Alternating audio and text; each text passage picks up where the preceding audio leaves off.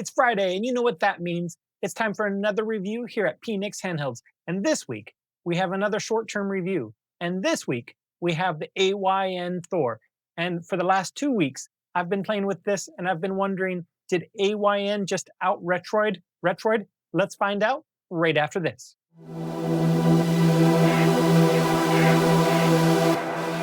Hey fam, Swati Concret, PNix here with another review. And first and foremost, I want to thank you, yes, you, for joining me for another video.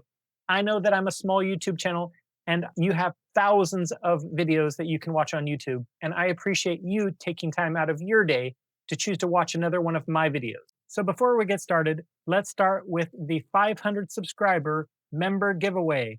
The way to enter is to subscribe to the channel and to subscribe to pnix-handhelds.com. No, I will never spam you. You can ask anyone that has subscribed to both. They never receive anything from me. It's just my way to be able to communicate with you directly because YouTube does not allow it. Now, I know that there are more. I'm now over 2,000 subscribers, and thank you dearly for that. I appreciate you all very much, and I want you all to be able to participate. But you have to subscribe on the channel, and you have to subscribe onto my blog so I can communicate with you privately. So please do that. Next week, I will have the 1,000 subscriber giveaway. The following week, I will have the subscriber giveaway for 2,000 subscribers. So you have plenty of options to catch up and win potentially. And every 1,000 after this, 3,000, 4,000, 5,000, 6,000, and so on, will all have member giveaways. And you're only eliminated for 3 rounds. So the person that won the 100 member giveaway just is not eligible for another giveaway until we get to the 3,000 subscriber giveaway. So you can subscribe and win big multiple times with PNix Handhelds. Without further ado, let's see who wins next. And the winner is... oh, looks like Felipe L wins. All right. Congratulations, Felipe. I will be messaging you to let you know that you've won, and we will go from there. That said, if today is your first video, I want to review my review structure for you. First, I have 7 unique categories, all rated 0 to 69, with 0 being absolutely horrible in that specific category, with no redeeming qualities, and 69 being God tier, as there will be nothing that can beat this device in this category. And those categories are unboxing experience, internals, first impressions, ease of use, customizability, controls, and value. After that, I will put it all together by reviewing the scores of each category, and then I will round to the nearest whole number and provide you with the overall score. After that, I'll give you the top pros and cons of the device and let you know who should consider this device and who should consider skipping it. All right, let's crack it open and get going with the unboxing experience. So as you can see here, the dark gray box has a nice photo of the device on the front without being too shiny, has a nice magnetic clasp keeping it closed, and when you pull it open, you get a nice little pouch with your specs and safety information, so you can have that information if you really want to, because there is no regular manual in this device. And then, of course, sitting on top, when I first opened this device, we saw this black piece of paper with this guitar pick. I wasn't sure what this was for, but we'll get to that later on.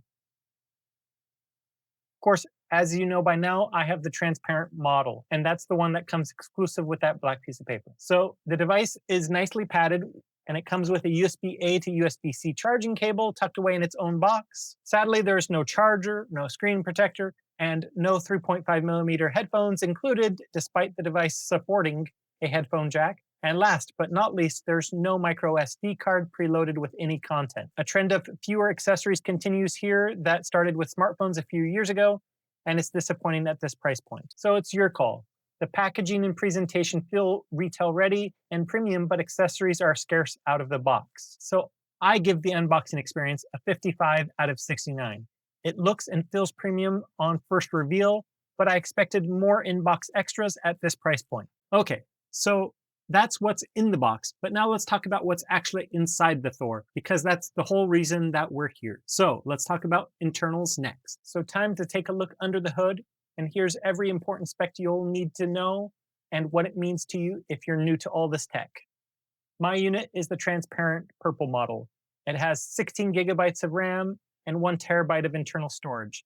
The Thor comes in 4 variants with different RAMs and internal storages, and even a different system on a chip or SoC. Those options are the Lite, Base, Pro, and Max, which I'll go over quickly here for you. So the Lite is the most basic model, comes with 8 gigabytes of RAM and 128 gigabytes of storage, and has an older Snapdragon 865.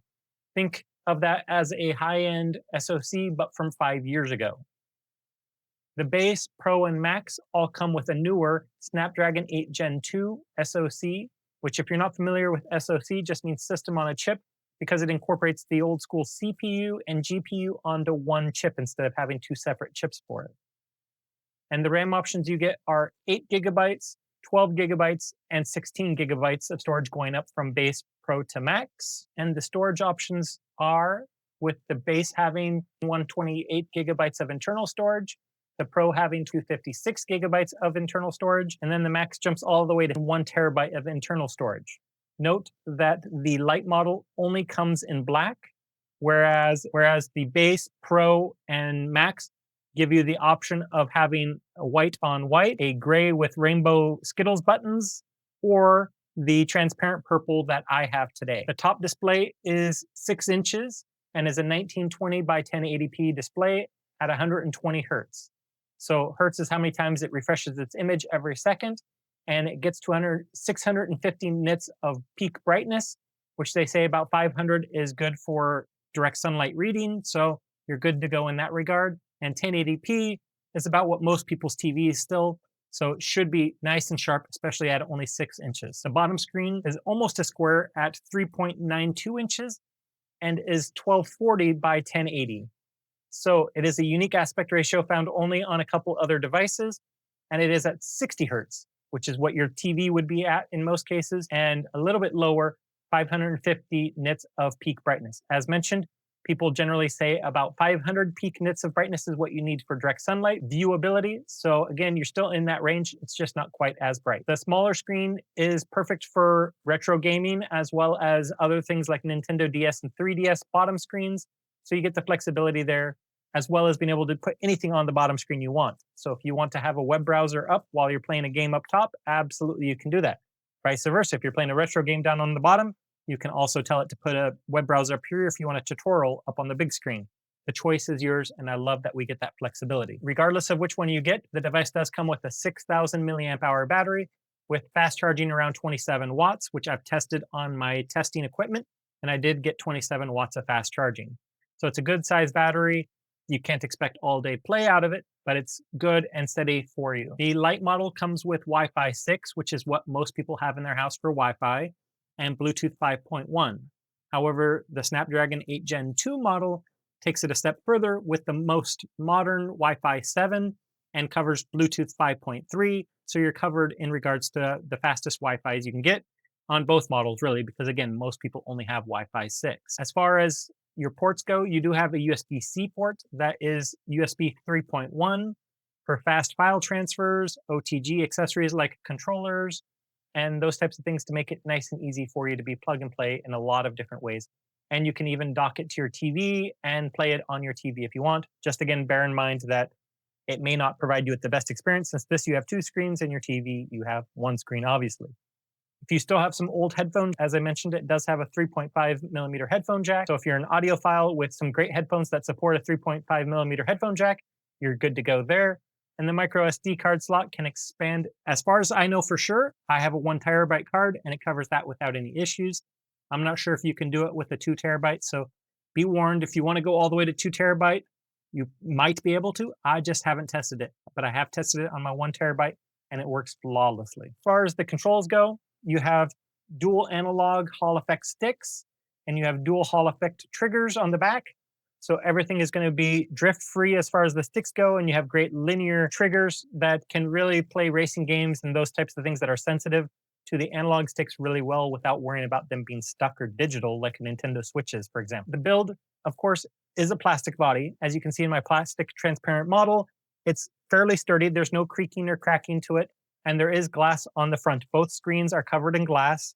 So again, it does give it a premium vibe right out of the box. So I give the internals a 60 out of 69.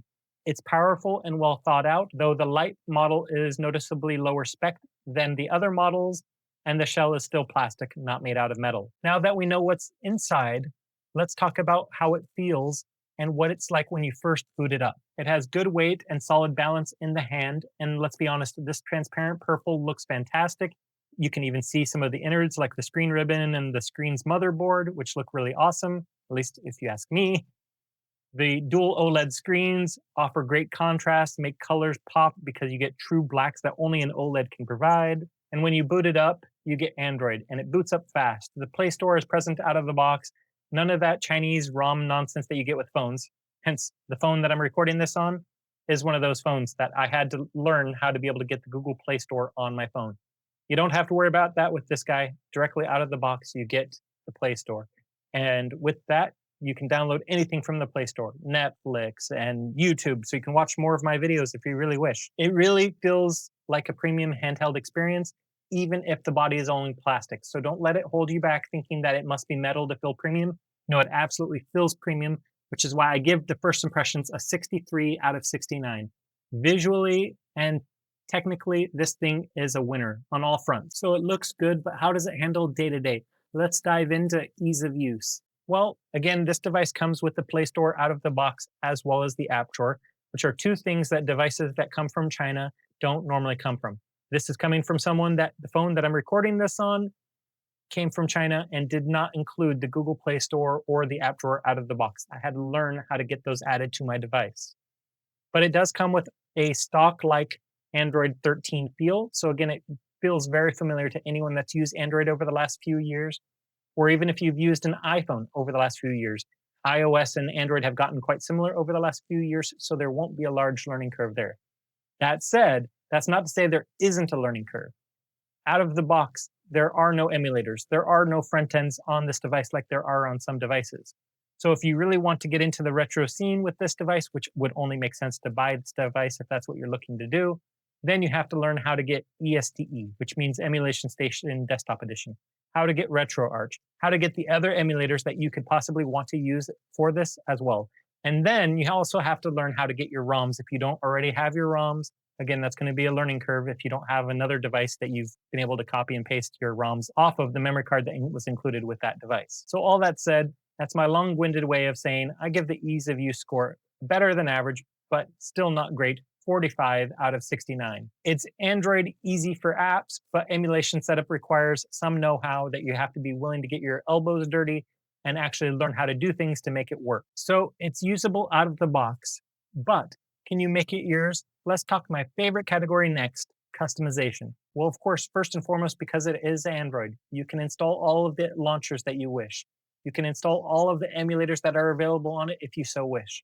You can add custom themes, and don't worry, this is something that will only get better with time as Android development continues to evolve. That said, if you remember, I told you to wait and we'll circle back to this guy right here. And that's because you notice here, this all lines up here. So the idea behind this is you can add all the stickers you want here, pop off the lid with your handy guitar pick, and then close it back up. And now you have a custom device that is perfectly yours. Again, this is only possible if you buy the transparent purple model like I have. And of course, you can replace the analog sticks with any ones that you want, such as the ones from my friends at Sakura. Sakura not only have custom analog sticks, but they've also created custom PlayStation style buttons and other buttons on here as well, such as Super Nintendo inspired buttons to really make the device your own if you so wish. They make it quick and easy. I love that we have these options from the third party. Speaking of third parties, what about the first party? As you saw in my accessories video, the great thing about that is AYN has you covered in a lot of ways. For example, if you want their branded bag, you can have their bag as part of the package. If you want their carrying case, the carrying case is included. If you want these grips, it's included in their accessories case. For all about $50, AYN did a really great job of giving us first-party accessories, and I'm glad that they did. And even the guys over at AliExpress also already have some accessories available for you. So this is an extremely customizable device, so I'll have to give it a 67 out of 69. So customizability, that's a big check. But how does it play? One of the most important things is for a device is the controls. Well, the sticks are Hall effect, so you don't have to worry about drift, and the D-pad is extremely responsive and I appreciate that. AYN does a great job with their D-pads, and they did another fantastic job with this D-pad. Now, again, I do prefer parallel sticks over offset sticks, absolutely. But this device still feels fantastic to use. And don't worry, even if you're a PlayStation guy like me, you're still going to feel very comfortable playing this device for multiple hours without any issue. The touch is fantastic on both screens. You don't have to worry about that. You can tell it whether you want to make everything brighter or one or the other brighter, all individually. You can customize it with the volume on a per screen basis. The controls are very intuitive with this TCC button, Thor Command Center, even though it's labeled as AYN for obvious reasons for company branding, but it looks absolutely fantastic. And I love that we get these types of controls quick and easy with a single press. And I should not forget, these stacked shoulder buttons also feel really great, especially with this thumb grip. Feel absolutely great, whether you're using 2 fingers or you're using 1 finger back and forth. I love how this console feels. I had heard previous reports that some people didn't like it, but yes, it might be a little bit better if this went a little bit more, but I still think that this feels fantastic and you won't feel bad about using this in any way, shape, or form. And that's why I have to give the overall control scheme of this device a 62 out of 69, because for me, it's excellent overall and it feels very polished, as these are the quietest buttons that AYN has ever released, which is a big win for me because my biggest complaint about the Odin 2 Portal, my favorite device before this device of the year, was the clicky buttons. And almost every button has been eliminated as far as the clickiness. So I appreciate that we finally got some quiet buttons from AYN. Thank you guys. That said, the controls feel great, but my last category, always the most difficult category for me to quantify, and that's value. So again, this device is not cheap. The Lite starts at $250 plus or minus. The base is $299. The Pro is $349 US dollars, and the Max is $429. Now, of course, they may be different. You may have import taxes, aka tariffs, but that's what the base is. And at the same time, I'm torn because $249, I don't know if I would go for the Lite, unless you know that you're going to stick to PS2 and below, mainly PS1 and below. Then yeah, the Lite would work perfectly for you. But if you plan to do anything more modern, or if you plan to play Android games, I would have to start at the base. And then I think about it, at $130 difference, I can go from 128 gigabytes of internal storage and 8 gigabytes of RAM to doubling the RAM to 16 gigabytes, which is overkill. Don't get me wrong, but I love the bandwidth. An insane 1 terabyte of internal storage. I think my model, the Max model, is a fantastic deal. I absolutely understand why some people love the Pro, but again, if you plan to install any games like Genshin Impact, that's almost 50 gigabytes right there, right? So even at 256, that's already 20% of your internal storage. Think about that for a second. One game, 20%. And then if you want another game that's like Genshin, that's maybe 40 gigabytes. That's almost 40% of your internal storage in 2 games. And then if you want to try to play some small Steam games, for example, you want to play some Steam games using Game Native or Game Hub, guess what? To be able to do that, those games are also 10 to 30 gigabytes. So a couple of those, and you're almost maxed out even your 256 Pro model. So for me, I look at the Max and say 1 terabyte, that's what I want. Now, I do have a 1 terabyte micro SD card in here, but that's full of all of my PS3 and below, and all of my Android games, and all of anything else like Steam games are all on the internal storage because that's what they require. So again, you have to kind of think of that in hindsight. It's better to have the extra bandwidth of internal storage as well. So for me, I think $429 is a fantastic deal for 2 OLED panels. Again, it's hard to beat an OLED. There's nothing that gets blacker. So your blacks are always the best. And because your blacks are always the best, that means all of your colors just really pop next to having anything black on them.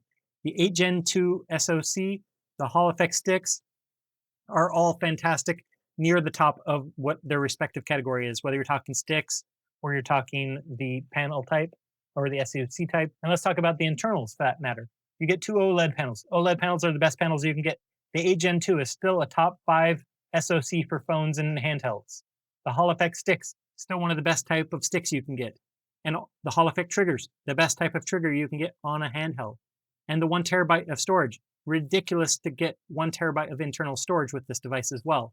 Again, I think it's pretty awesome. So who really gets value out of this device? If you'll use dual screens, whether it's for multitasking or for DS and 3DS emulation, you're going to be good to go with this device above all else because it screams multitasking and DS/3DS playability. If you only ever plan to use one screen, don't get this device. It's not going to have the same value for you. There's other options at a similar price point that are as or more powerful with one screen. For me, though, I have to give the value a 59 out of 69. It has great hardware for the price, especially if you want that dual screen functionality. That said, let's put it all together. So for the unboxing experience, I gave it a 55 because it presents very well and feels like it belongs on retail shelves. But the lack of included accessories, no charger, no screen protectors, and the like pulls the score down a bit. For internals, I gave it a 60 because the Snapdragon 8 Gen 2 model is extremely powerful for what you're getting, and the displays are absolutely fantastic. The connectivity and the Hall effect sticks are excellent, but remember, the Lite variant is noticeably weaker, and the shell is still made out of plastic, not out of metal. So if you have butterfingers, you might want to look elsewhere. As far as first impressions go, I gave it a 63. It looks and feels premium when you open it up, and the dual OLED panels are absolutely gorgeous. For ease of use, I gave it a 45 because while Android is familiar and the Play Store works out of the box, heavy emulation and ROM setup is not plug and play for beginners like it would be if it was a Linux-based device. And for customizability, I gave it a 67 because it is extremely tweakable in the software and on the hardware side of things. And I know it's only going to get better with the community and third-party accessory manufacturers on Etsy and AliExpress really flourishing at the moment. And for controls, it is the best AYN device of the year and one of the best I've had all year, so I gave it a 62. And for the value, I gave it a 59 because it's extremely competitive, especially if you want to use the dual screens. Which brings us to the overall score. When rounded to the nearest whole number, a 59 out of 69, which is a very strong showing because it is one of the best scores I've given all year. It is technically capable. It's very fun, both just to look at and play with just because of the dual screen nature of the device, even though it does have some trade-offs requiring you to learn a bit before you can get the most out of the device. That said, the top pros of the device would have to again be the built-in dual OLED panels. The 6-inch top screen and the 3.92-inch screen down below are absolutely gorgeous, and you'll love looking at them every single time. The Snapdragon 8 Gen 2 performance with Hall effect sticks gives you strong hardware for demanding Android titles and long-lived games PS3 and below. With the software freedom and customization being another, because Android really lets you customize the insides and all of the community support, you know you're going to get great accessory options, so customizability is another top pro. As far as I'm concerned, I feel that it's competitively priced for the features you get.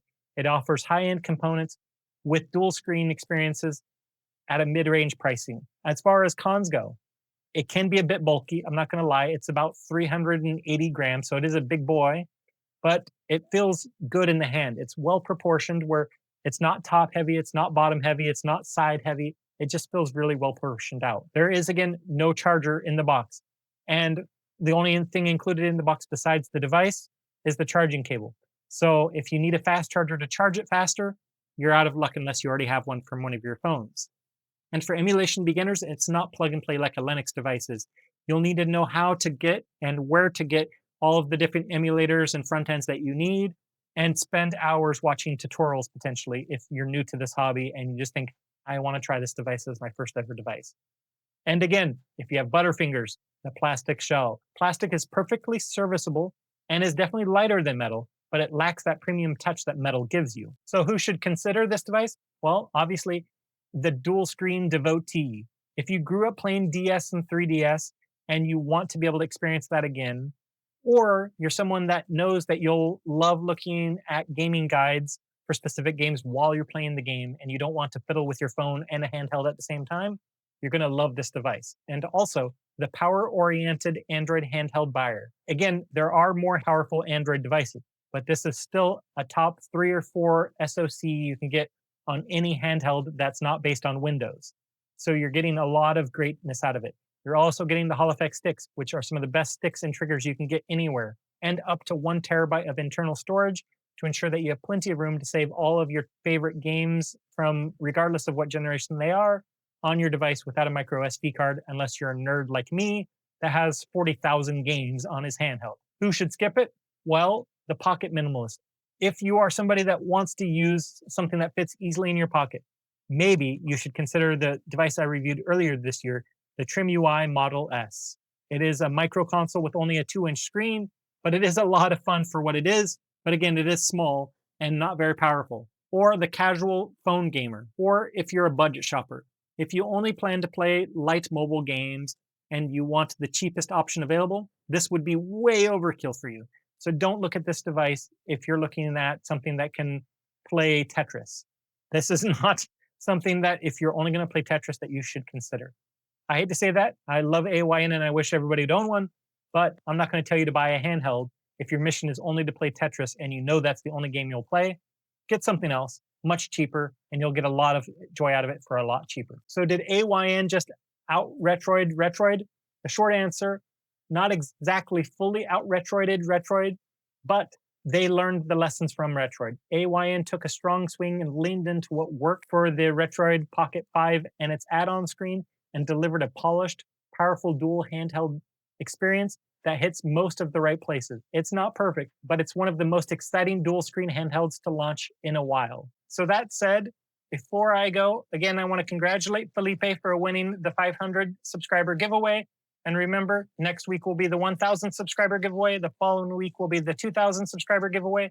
And if by the time we get there, the following week will be the 3,000 subscriber giveaway, and so on and so on. So you could win next. If you subscribe to this channel and to phoenix-handhelds.com, you'll be good to go. And if you like this review, I hope that you'll smash the like button. Let me know what was your favorite part of the Thor, and subscribe for more handheld content. And thank you again for supporting my small channel as I continue to grow. And until next time, this has been Phoenix.